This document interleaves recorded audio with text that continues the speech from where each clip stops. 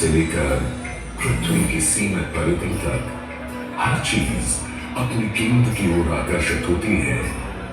इस पृथ्वी पर एक ऐसा केंद्र है जो न केवल मानवता की आस्था और भावनाओं को, बल्कि उनकी आत्मा की गहराइयों को भी अपनी ओर खींचता है।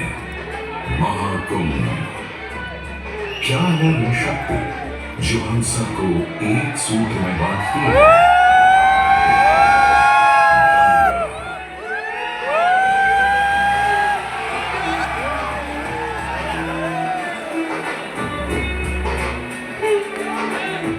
किंतु गंगा क्यों?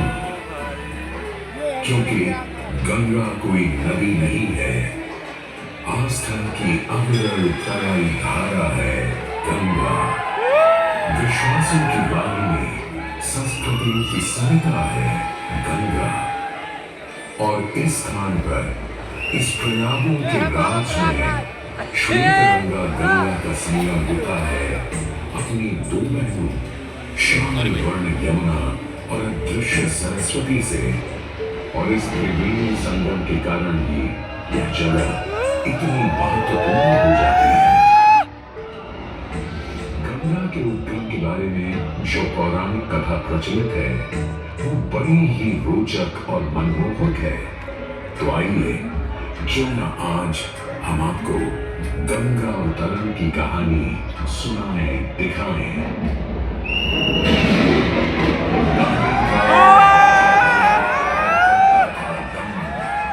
पूरी पृथ्वी पर फैला था उसका ही आतंक।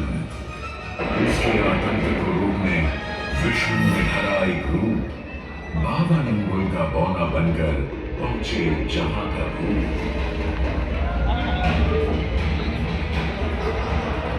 सारे दरबारी बौने ब्राह्मण पर हंसे, पर बाली ने जब उसे दान मांगने को कहा तो उसने कुटिया बनाने को केवल 3 पग भूमि मांगी। पर जब बौने ब्राह्मण ने भूमि नापनी शुरू की तो जैसे भूचाल किया गया। वामन ने पहले पग में पूरी धरती नाप ली और अगले कदम से स्वर्ग। ब्रह्मा जी ने भगवान विष्णु के चरण धोकर उस जल को अपने कमंडल में भर लिया। और अब वामन अवतार ने अपना तीसरा पग बलि के सिर पर रख उसे पाताल लोक भेज मुक्ति दे दी।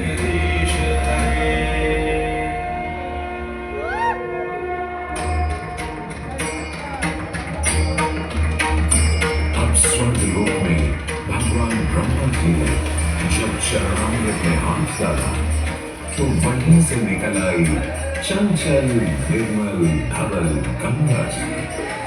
पवित्रा किंतु चंचला, आज से तू मेरी पुत्री और नाम तेरा गंगा।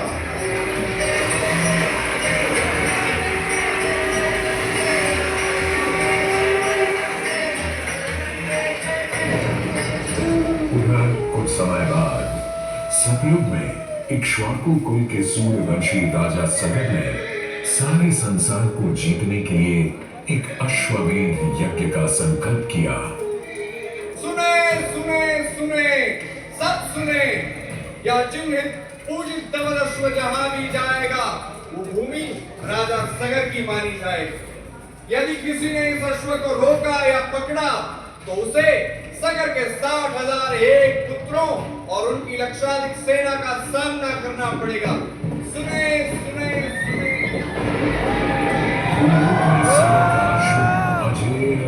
अजय बढ़ता जा रहा था और स्वयं रूप में बढ़ती जा रही थी। देवेंद्र इंद्र की दुविधा डरकर वो अश्व को रोकने की युक्ति लगाने लगे।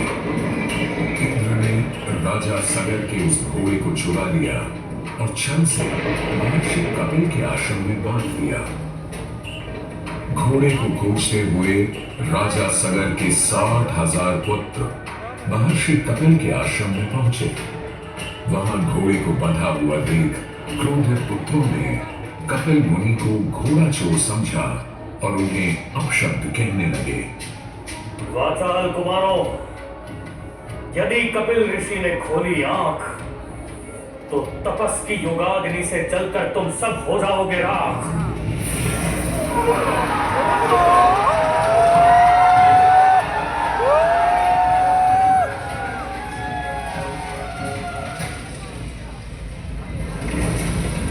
उधर सगर थे चिंतित, न अश्व का पता था न पुत्रों का कोई समाचार। पिता का दुख देख पुत्र अंशुमन चल पड़े खोज पर। जब महर्षि कपिल के आश्रम पहुंचे तो देखा अश्व को और साथ ही अपने 60,000 भाइयों की भस्म को। महर्षि से की क्षमा याचना और पूछा तर्पण का उपाय। तुम्हारे भाई थे घमंडी, अविवेकी और अभिमानी। भस्म कर दिया उन्हें मैंने, जो उन्होंने मेरी नहीं मानी। गंगाजल, केवल गंगाजल ही दे सकता है मुक्ति उन्हें, जो भस्म हुए तुम्हारे परिजन। अंशुमन को अपने भाइयों के तर्पण के लिए गंगा को लाने का बहुत मन था, किंतु किसी को राजधर्म भी तो निभाना था और राज भी चलाना था। देखते देखते 7 पीढ़ियां गुजर गईं, पर 7 पीढ़ियों के बाद समय आने पर राजकुमार भगीरथ ने राजा बनने से साफ मना कर दिया।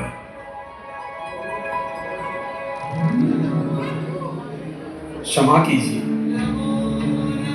क्या ये आवश्यक है कि राजा का बेटा ही राजा बने? मैं पहले तपस्या करूं और फिर ब्रह्मा से गंगा को मांग कर पृथ्वी पर ले आऊं और फिर उनके पावन पवित्र जल से अपने 60,000 पूर्वजों का तर्पण करूं।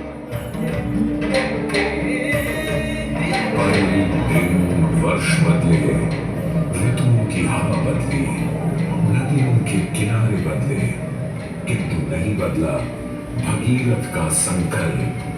गंगा उतरा।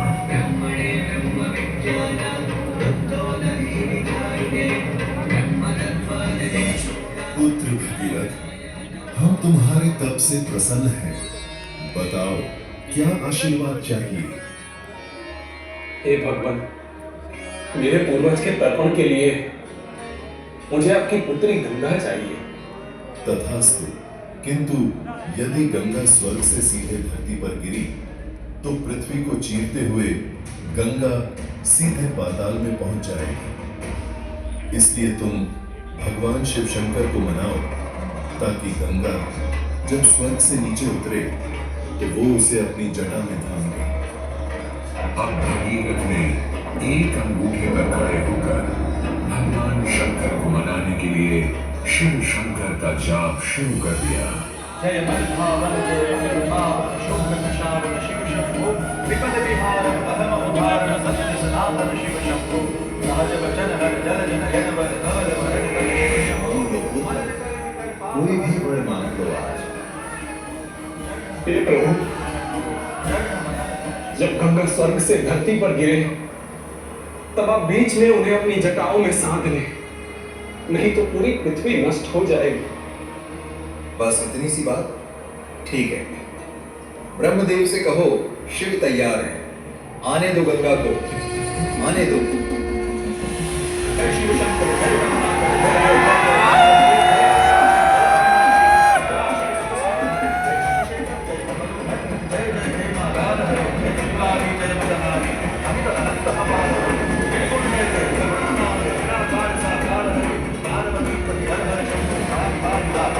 जय रामेश्वर जय नागेश्वर वैद्यनाथ के दार हरे मल्लिकार्जुन सोमनाथ देव महाकाल ओंकार हरे जय महेश्वर जय विश्वेश्वर जीवेश्वर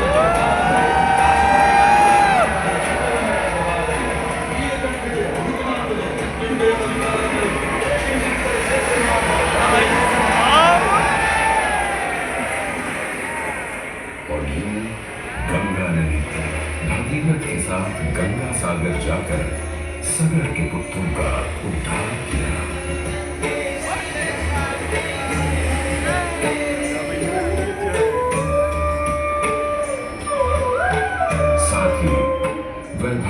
की सबसे महत्वपूर्ण नदी बन गई, जिसका भारत के जीवन में धार्मिक, आर्थिक, सामाजिक, ऐतिहासिक अभिदान अनंत है।